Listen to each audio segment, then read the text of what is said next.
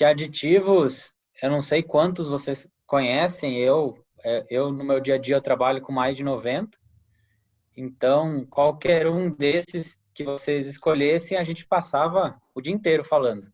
Então, querer falar de todos em 30 minutos, óbvio que a gente não vai conseguir. A ideia é a gente parar para pensar o que, que realmente é um aditivo, né? Se você está usando um produto para fechar, por exemplo, requerimento nutricional, entenda que você não está usando um aditivo, tá? Então, é bem interessante você estar vendo que um produto ele pode ou não pode ser um aditivo dependendo da forma que você está incluindo ele. Então, por exemplo, você já fechou todos os níveis nutricionais de minerais, mas você quer um incremento em imunidade. Você vai lá e coloca, por exemplo, um mineral orgânico ligado a isso. Você está fazendo uma adição pensando no benefício. Você usou ele como uma forma de aditivo. Mas, eu quero usar o mineral orgânico em menor dose para fechar a exigência. Provavelmente você vai ter o mesmo benefício, mas você usou ele para fechar a exigência. Então, você não necessariamente usou ele como um aditivo. Então, é um pouco confuso, mas a gente vai trocar um pouco de ideia sobre isso. Então, falando de mapa, o mapa define o que são aditivos, tem diferenças entre eles na hora de classificar. Tem aditivos que são chamados de aditivos tecnológicos. Então, esses aditivos, geralmente, eles estão ligados a melhorando, por exemplo, a consistência de um pellet. Então, você tem uma ração pelletizada, mas ela se converte em finos com grande facilidade, né? Principalmente quando você tem agitação. Precisa melhorar isso. Existem aditivos que podem fazer isso. Me dá um exemplo. Então, por exemplo, no processo de pelletização, você tem a formação de algumas bolhas de água que ficam do processo de pelletização. Essas bolhas, quando você passa para a parte de secagem da ração, essas bolhas, elas secam, né? E você fica com uma bolha de ar no meio do pellet. E essa bolha de ar, quando o pellet sofre pressão, obviamente, ele vai ficar mais propenso a quebrar. O que eu posso fazer? Por exemplo, você pode usar uma carboximetilcelulose, por exemplo, na formulação, que é um aditivo que estoura essas bolhas de ar e aí você preenche esse espaço do pellet com ração. Então, a ração vai ficar muito mais resistente. É um exemplo de aditivo tecnológico. Ou, por exemplo, se você quiser aumentar a vida útil, né, tempo de prateleira de um produto. Então, meu produto ele não está resistindo o tempo de prateleira proposto. Provavelmente você vai ter que pôr um aditivo para não deixar ele oxidar ou para não deixar ele ter carga microbiológica. Isso está tudo dentro de aditivos tecnológicos. Aditivos nutricionais, óbvio, você está focando em bater exigência nutricional. Então, quando a gente fala de enzimas, uma parte dela pode estar voltada a isso, pensando se você está tentando ter acesso a um nutriente que seria eliminado nas fezes, mas você vai disponibilizar como forma de energia, por exemplo, isso pode estar entrando no cálculo de exigência e assim por diante. Aditivos sensoriais, eles não te trazem nada novo de nutrientes, mas é um atrativo para aumentar o consumo de matéria seca. Um exemplo é palatabilizante, tá? Aproveitando que foi falado de sal aniônico, existe essa polêmica de dizer que sal aniônico tem gosto ruim e por isso que a vaca come pouco. Então, por isso que tem que socar de aditivo sensorial.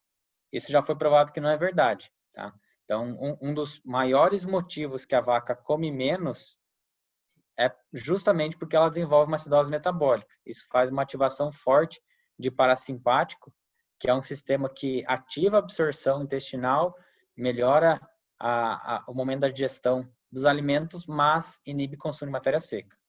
Tá? Isso é principalmente pelo ácido circulante na corrente sanguínea, que faz um desestímulo de consumo de matéria seca. A gente sente isso quando a gente acabou de se empanturrar de comida.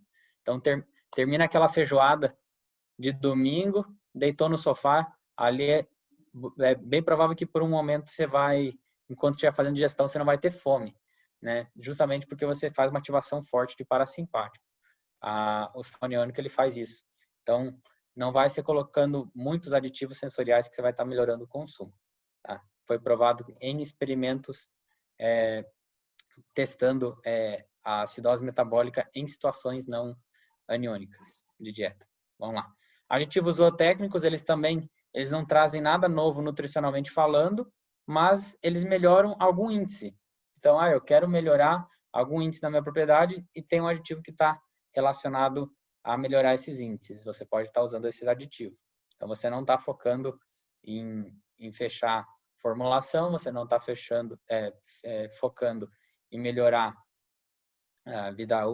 tempo de prateleira ou resistência do produto, e você não está melhorando, deixar ele mais atrativo. Aí ele se enquadra nos zootécnicos. Então, dentro desses, cada um desses tem mais de 30 aditivos, e é bom a gente tentar entender qual que a gente está usando e por quê, né? Se me perguntarem, tá, você conhece 90 aditivos, você colocaria os 90 em todas as formulações? Não, tá? Não é esse o objetivo de se usar aditivo, e a gente vai estar discutindo isso um pouquinho. Bom, então vou fazer uma brincadeira aqui com a pirâmide. O Gustavo que me perdoe, ele que ama muito essa pirâmide, vou bagunçar ela um pouquinho. Para começar com ela, que está voltada à dieta, né? A gente vai falar muito de aditivos focados em dieta, porque essa pirâmide está focada nisso. Mas essa pergunta me fazem sempre: aditivo melhora a dieta? E a resposta é sim, tá? Aditivo melhora a dieta. Só que você já vai ter que ter passado por uma longa fase de estar ajustando tudo que pode estar interferindo. Você querer começar por aqui, numa formulação, provavelmente não vai te trazer resultado se você não pensou no restante. Então, quando a gente for fazer o caminho inverso, essa mensagem tem que continuar. O aditivo, ele realmente ele vai melhorar muito, só que tudo tem que estar muito bem pensado. E assim para todos os índices. Então, essa pergunta, aditivo melhora casco? Eu posso citar vários que pode estar melhorando o casco. Só que casco também tem sua pirâmide, né? Que eu coloquei de maneira ilustrativa. De repente, alguém que trabalha diretamente com casco aí pensa alguma dessas posições diferentes, mas enfim. Cascamento preventivo, ter higiene e cuidar com a umidade de contato de casco, tá fazendo pedilúvio, a dieta não ser agressiva, a cama ser confortável, aí eu penso em aditivo. Então, aditivo melhora casco se tudo isso embaixo está bagunçado? Eu diria que pode melhorar, mas com certeza num impacto que não vai fazer tanta diferença quanto você corrigir esses pontos abaixo. Aditivo melhora a reprodução? Então, a resposta é sim. Só que se o rebanho está com uma casuística de IBR, BVD, brucelose, neóspora, etc., né, não vai ser o aditivo que vai corrigir isso.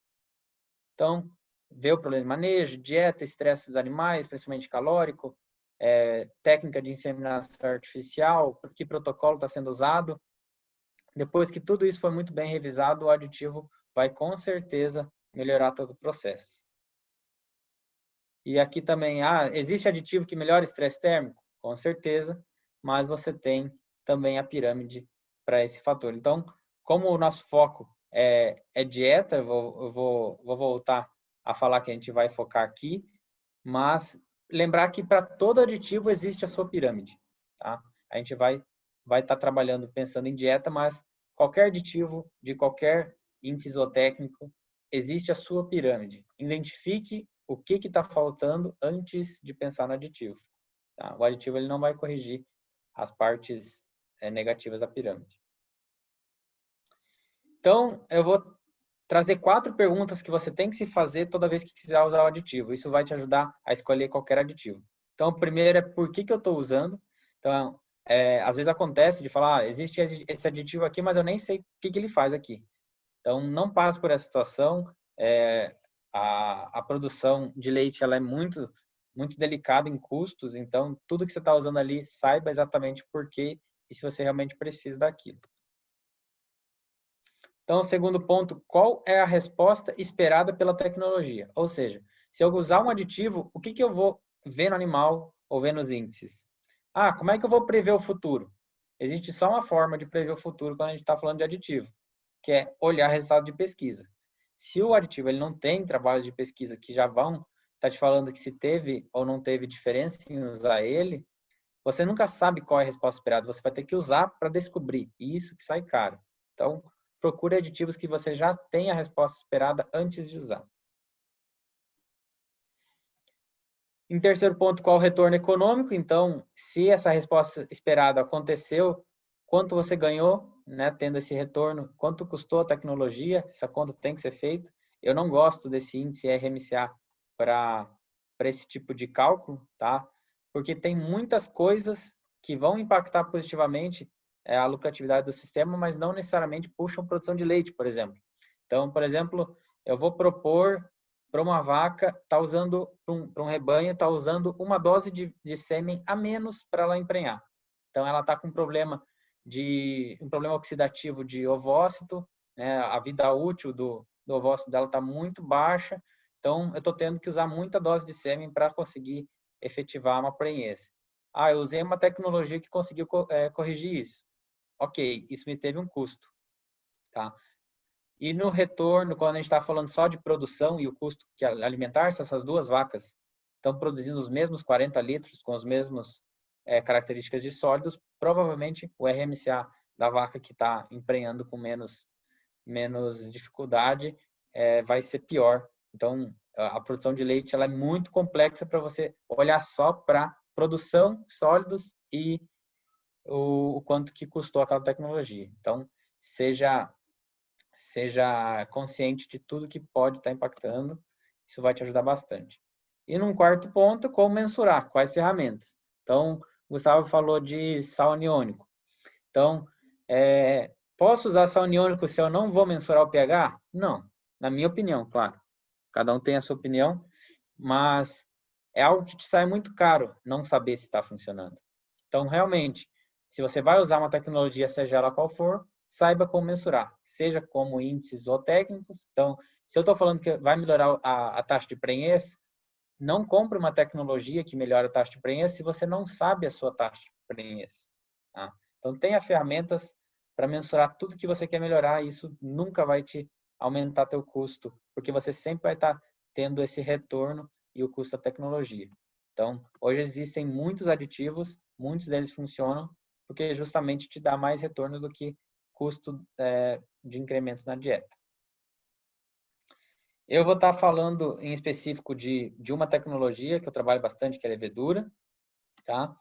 Então, num ponto final, então aditivos, você vai estar melhorando a nutrição desses animais, mas sempre lembrar que isso tem um custo e esteja avaliando isso. E outro ponto é reduzir limitantes. Então, se você quiser reduzir, por exemplo, casuísticas de problema de casco via aditivos, quiser melhorar controle de mastites ou seja o que for, consiga avaliar isso, que isso vai estar te ajudando bastante. Mas nem sempre vai te dar retorno em leite diretamente. Saiba que o sistema ele é mais complexo. Se você quiser, por exemplo, melhorar muito a imunidade do animal, você pode aumentar a vida útil desse animal. De repente, o animal está tendo uma lactação a mais por causa que você fez uma nutrição voltada à imunidade. Mas isso você só vai saber se está valendo a pena se você estiver avaliando. Aqui eu vou falar de levedura. O objetivo aqui, a gente está falando da tecnologia e não de produtos. Então, eu tive cuidado de tentar tirar todos os nomes comerciais aqui dos produtos, né, dessa apresentação que eu já tinha, para estar falando da tecnologia em si. Então, levedura viva, né, inteira. Então, para que ela serve? Então, isso aqui é essencial para todo nutricionista saber como funciona, pelo menos. Então, uma levedura viva, por que ela é muito utilizada, principalmente em animais com dieta um pouco mais energética, com alta carga energética? A levedura viva, ela entra na dieta com 3 funções. Então, como ela está viva, ela quer respirar. Então, ela consome oxigênio. Então, reduz a oxigenação.